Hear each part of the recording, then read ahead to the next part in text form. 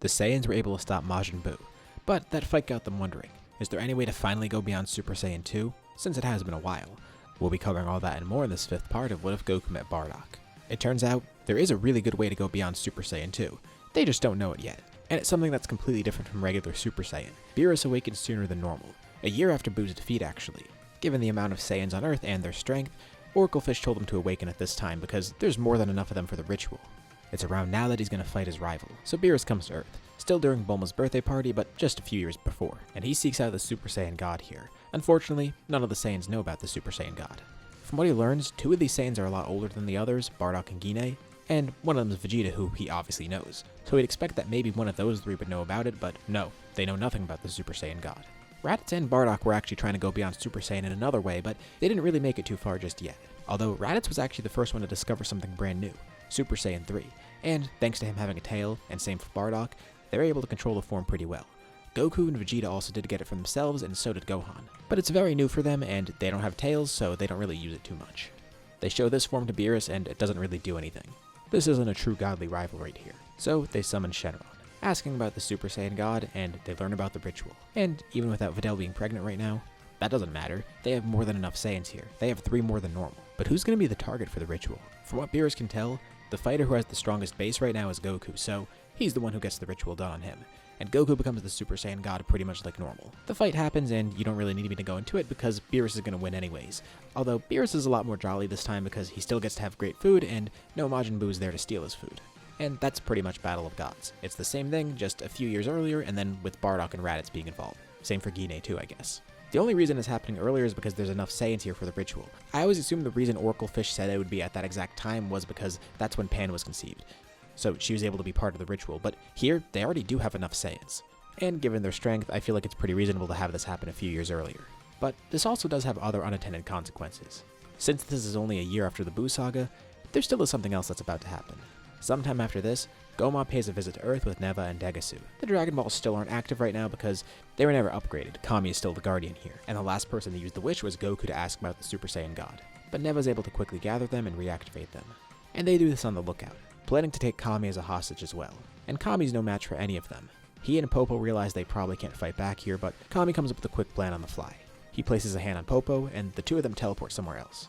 Being able to teleport anywhere on Earth is pretty helpful here.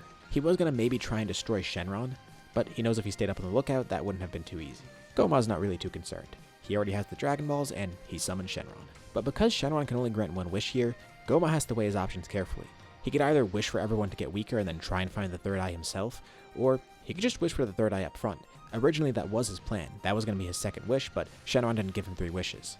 So here, since he only has 1 wish and knows he has 1 wish, I feel like he'd just go for the 3rd eye right away. He's unsure if it'll work, but Shenron grants it. It shouldn't be too tough, especially since there's multiple 3rd eyes. Not that Goma knows that. Shenron disappears, and a 3rd eye falls from the sky and Goma catches it. Meanwhile, on the surface, Kami's been trying to gather all the other fighters. He's trying to work really quickly, and he's only able to get Goku, Bardock, and Vegeta. They're all together right now, and also ready for a battle. Goku then teleports over to Kami, and then he brings the 3 of them up to the lookout. Shenron's already gone, and they see Degasu pushing something into Goma's head. Neva just watches on the sidelines amused. Then, Goma starts growing in size. He gets larger and larger, and his power increases significantly. He didn't think it would be that easy, but now he has the 3rd eye in his possession. Goma powers up. The lookout snaps in half, and they all fall to the surface below, with Kami and Popo jumping back, staying on the lookout. Neva and Degasu stay up there too and watch from afar. By now, no one's actually went to Beerus' planet just yet, but just enough time has passed for Goku to train with Super Saiyan God, so he's kind of got the hang of it right now. As for Bardock and Vegeta, of course their peaks right now are Super Saiyan 3, but it works better for Bardock thanks to his tail.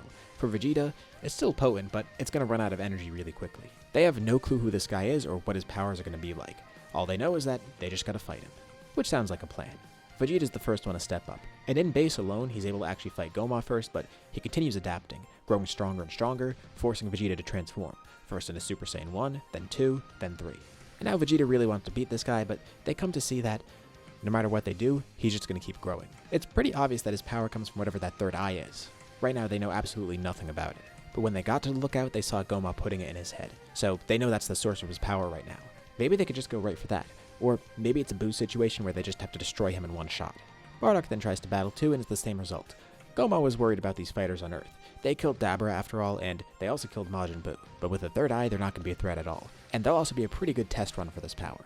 although there is one big piece of info that he's missing. He may be adapting enough to get stronger than Bardock and Vegeta, but then Goku steps up to fight. First base, then Super Saiyan, and then Super Saiyan 2.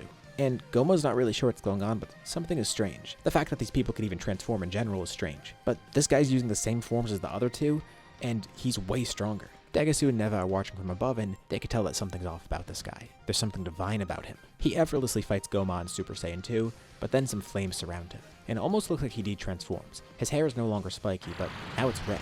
Goku thinks he has the hang of this now. After watching the other two fight and fighting Goma himself a little bit, he knows what to expect here. He doesn't typically go for the kill right away, but with an opponent like this, he might just have to do that, unless they could find some way to take the third eye. They of course don't know the weakness of the third eye. They could knock it out of his head, but maybe they could just pull it out of his head? The other option is just completely destroy him with the eye, and Goku thinks that his power should be enough to eradicate him quickly. He keeps regenerating during his fights and growing, not just in power but size, and they see that they're getting nowhere. And Goku doesn't want to contribute to his power anymore with Super Saiyan God. The gap in strength is huge, but if he spends too long fighting him, maybe Goma will just adapt to this form. So he puts all his energy into one attack. Goku powers up to his maximum. His ki grows larger and larger, and then condenses in on him. With one hand, Goku telekinetically grabs Goma and flings him up in the air. And then he leaps upwards, with the fist out. All of his ki goes into his fist, and his aura trails behind him, making an almost dragon-like shape. With all of his power into one attack, Goku performs a dragon fist, punching right through Goma, with the ki swirling around Goma, completely engulfing him. Vegeta and Bardock get ready to destroy the rest of him, but it looks like Goku's already got it. This attack badly damaged him because Goku flew right through him, but all of Goku's ki surges through Goma and destroys him completely, including the third eye as well. And just like that, Goma's defeated. Degasu watches on panicked and tries to make a quick escape. Neva retains a cool demeanor, but he gets ready to leave. By the time the Saiyans get up to the lookout, their ship's already gone. Kami thanks them for their help, and they're not too sure what even just happened. Shin and Kibito eventually come to Earth, hear about what happened, and Shin explains a few more things, especially after hearing Degasu was there.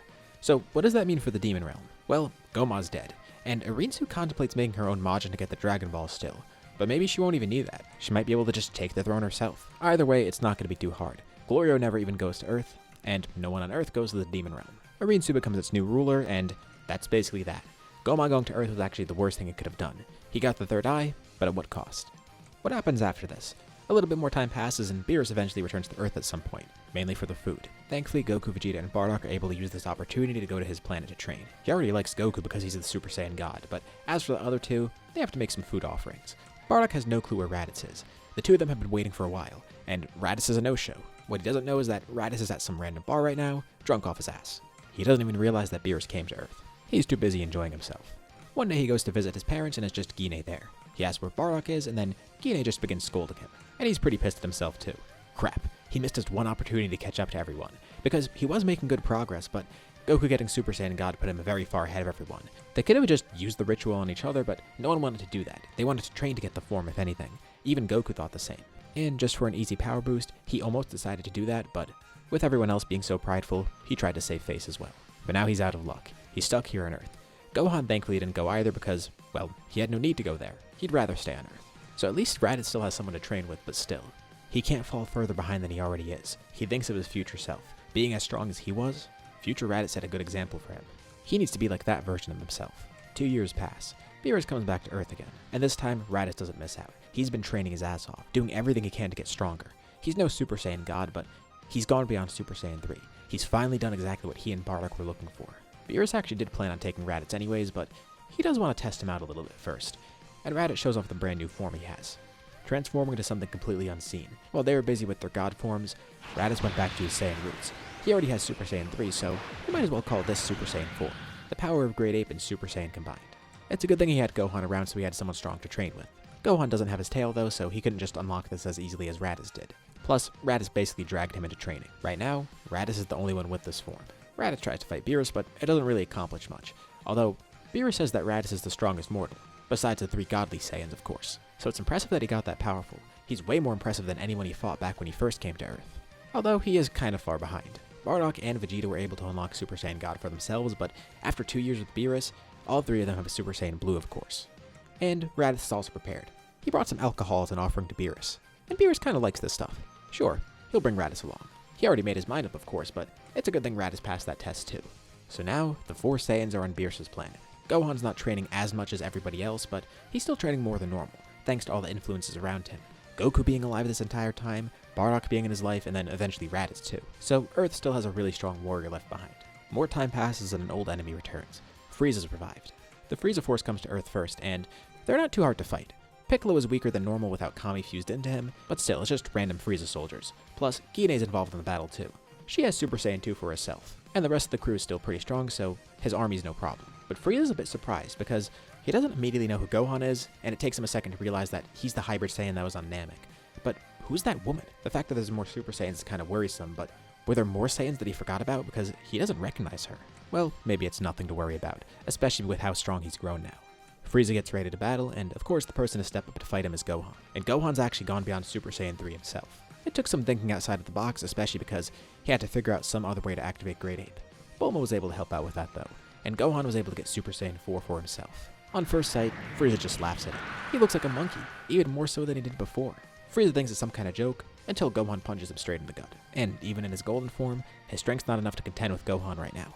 Gohan might not have godly ki, but with a form like Super Saiyan 4 combined with Hybrid Saiyan potential, he is really powerful. He is about to defeat Frieza himself, but then someone new appears. Gohan hears someone yell out to him to wait. Goku has teleported in, alongside everyone that was on Beerus' planet. Gohan's ki kind of acted as a beacon, so Goku was able to teleport here pretty quickly. And Gohan didn't need their help, but they came here for another reason. It's because of Frieza being alive. Now, each of them would love to fight Frieza, but there's one person in particular who wants to kill him more than anyone else. Bardock. He was actually the one to request to come to Earth. The second he heard Frieza was back to life, he knew he had to go there. Bardock tells Gohan he did a good job fighting, but he wants to take this from here. And at first Gohan doesn't understand why, but then he remembers. Given all the time around his grandfather, he's heard all the stories about Bardock's life, including his death.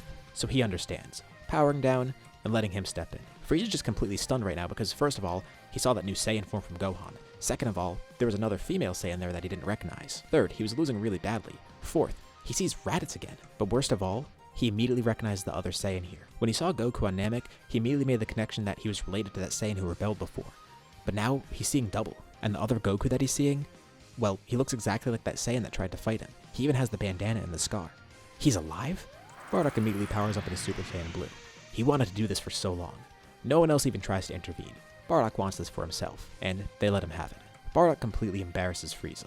Frieza's overcome with so many negative emotions. Fear, anger, confusion, everything. But he's not going to let it end like this. He'll just do what he did before. Destroy this planet and everyone on it. He gets away from Bardock and flies up in the air, charging a supernova quickly. He killed Bardock once, he can kill him again. And this planet will go along with him. Bardock instantly recognizes this move, and he just smirks, charging a final spirit cannon. Frieza throws the supernova down, and with very little effort, Bardock launches his attack, completely engulfing Frieza's own and erasing it. And then Bardock flies through his own beam, landing a punch directly in Frieza's face and then grabbing onto him, turning Frieza's head to look at him. They're looking each other in the eye now, and Frieza can see that Bardock's just happy, elated even. History won't repeat itself. Frieza might be stronger than before, but it's not going to be enough for Bardock. A red glow creeps up around Bardock's feet and then eventually makes it to his hands, and powered by Kaioken now, he kills Frieza. The others watch on a bit confused because he didn't really need to use Kaioken here. Well, Bardock just wanted to show Frieza his full power before he died. After his experience with Kaioken and Super Saiyan 2, he thought to abandon that power, but they've seen Super Saiyan Blue Kaioken on Beerus' planet. He started training with that, and now Goku's working for the same thing. It might have been overkill, but Bardock wanted to make sure Frieza was completely obliterated. Plus, when sending Frieza back to Hell, he wants to make sure that Frieza would know that he had no chance of beating Bardock at all, even if Bardock held back. And with that, we'll leave off here for now. What'd you guys think about this part? What's going to happen next? Leave your thoughts and ideas in the comments below. I'd love to see what you guys think. As usual, be sure to drop a like and subscribe if you haven't already. It really does help out the channel, and it shows me you want to see more videos like this. Anyways, thank you all for watching, and I'll see you all in my next video.